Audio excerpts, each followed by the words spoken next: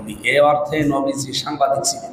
আমরা যাকে আদর্শ নেতা হিসাবে জনাব আমির হামজা হুজুর, আসলে ওনারা, আমি যতটুকু বুঝি, উনি মন থেকে মানে সরাসরি আমাদের মহানবী সাল্লাল্লাহু আলাইহি সাল্লামকে নিয়ে একটা কমেন্টস করবেন, যেটা নিয়ে সমালোচনা হবে। আসলে ওনার ইন্টেনশনটা এরকম না, আমি যেটা কমনলি যেটা বুঝি।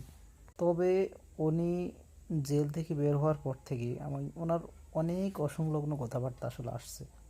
তা আমি যদি ওনার বক্তব্যটা নিয়ে যদি একটু ছোট করে কিছু বলি, সেটা হচ্ছে আমাদের মহানবী হজরত মোহাম্মদ সাল্লাহ সাল্লাম স্বয়ং আল্লাহ তাআলা থেকে ওহীপ্রাপ্ত হইতেন, যেটাকে এখন বর্তমান প্রেক্ষাপটের সাথে মিলালে আমরা যদি খবর বলি, বার্তা বলতে পারি।